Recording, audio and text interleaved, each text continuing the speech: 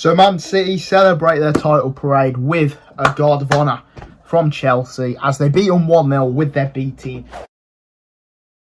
I thought Scott Carson was going to be in goal, but I think they want Ortega to win a Premier League medal, don't they, or something. They lifted the trophy at the Etihad. Jack Grealish, 2-time champion after 2 years.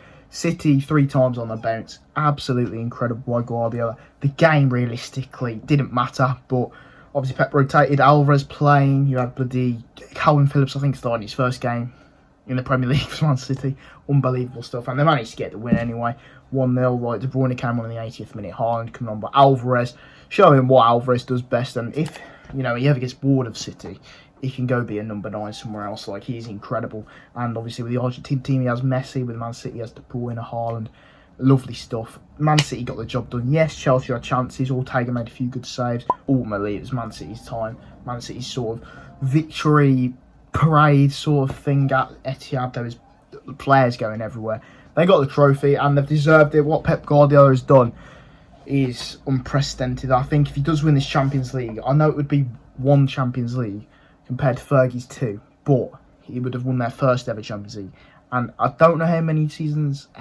He's won about 6 Premier Leagues, hasn't he? I think there's only been 2 seasons where he hasn't won it. Depending on how long he stays at City, I think if he stays for another 2 or 3 years, he's probably going to overtake Ferguson as the best manager of all time. I'd put Fergie above everyone. Mourinho, people like this.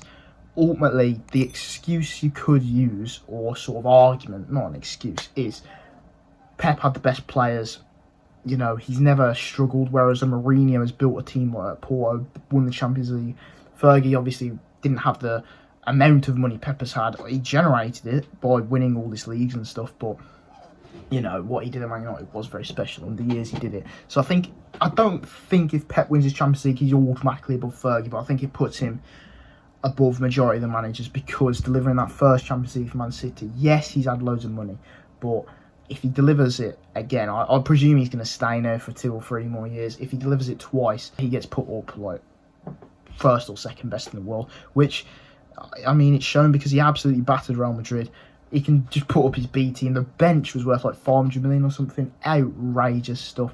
And it all comes down to Arsenal's bottle job. Now, realistically, what I was saying is it a bottle job? Because Man City could finish the season on 94 points.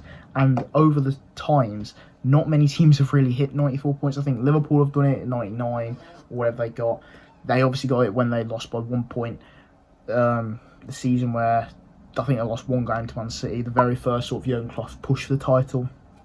There's very few teams that hit 90 points, and you have to be absolutely perfect, have we seen over the season, to beat Manchester City. And Arsenal losing to Brighton with 2 games in hand over City, gifting them the league.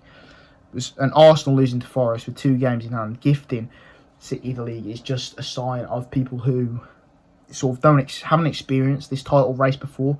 They have come up against different animals, got battered by City twice. And ultimately, yes, they are young. They have a few experienced players. Jorginho, he's won the Champions League, came in, didn't really have an effect that they wanted. And it's poor from Arsenal because the first hard run that they hit, where they had Liverpool, fair enough, drawing against Liverpool, you need to bounce back, and they drew against Southampton. Man City, I think that was just defining. If they'd have got a result against Man City, even if it was a draw, it could have lit a flame under their belly. And it was like that for Liverpool when they won the league. They beat Man City at Anfield, and yes, they lost the other game, but it's that result where if you beat City, you've got a real good chance. But the first sort of big obstacle they fell at, and their form was just awful at the moment. They might win their last game, they might not. They ultimately have had a good season, but for how long they was on top, it's hard to say that they didn't bottle it. They let it slip. I don't want to say they bottled it because City are absolute animals, but I really thought Arsenal was going to do it, and the moment they came under pressure, they crumbled. They had an 11-point lead at one point, I'm pretty sure. They're the team, they broke a record for being at the top for the longest and not winning the league.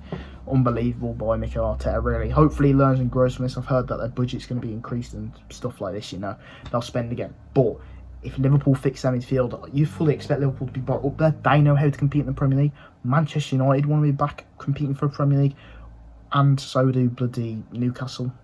The way they're going, top 4 is basically confirmed. I know they've got 2 games where they might not do it and stuff, but there's teams now, like obviously Brighton committing Europa League, Villa pushing in for Europe, that are going heavy, but in terms of going for the title, I just believe Liverpool are the only ones who can sort of stop City, because they have, I know they're trying to rebuild, but they have players who have been in that situation. They know what it takes to win a title, and they know how good they have to be to beat that Man City side, because ultimately Pep Guardiola is a mastermind, and he's made the Premier League his bitch. He just needs to make the Champions League his bitch, which he could do this season. Unbelievable from him. They got the result. Chelsea are dog shit. I mean, mid-table, what can you say? But it's just really a congratulations to Man City. They came from behind, 11 points behind, to win the title. Good on them. It's just absolutely unreal. 5 Premier Leagues in 6 years. Wow, utter domination. It's the other side of Manchester that are dominating now. Be nice for a switch up, but I really thought, it might be broken when Arsenal go and win it. It'd be nice for a difference, a bit of change, but normality resumes. Hopefully next year someone wins, but if he does 4 in a row, oh my God, that would be absolutely insane, and put him in a great sort of thing of the greatest manager of all time. And if he won the Champions League and then did that next season, wow. But yeah, Man City are incredible. The league's really over now. The title race is over. Relegation's hotting up. One game left to go there, and obviously Europe's all but confirmed. Liverpool are very much unlikely going to get it because of the result against Villa. So I hope you guys enjoyed. Please don't forget to leave a like, subscribe, and I'll see you in the next video.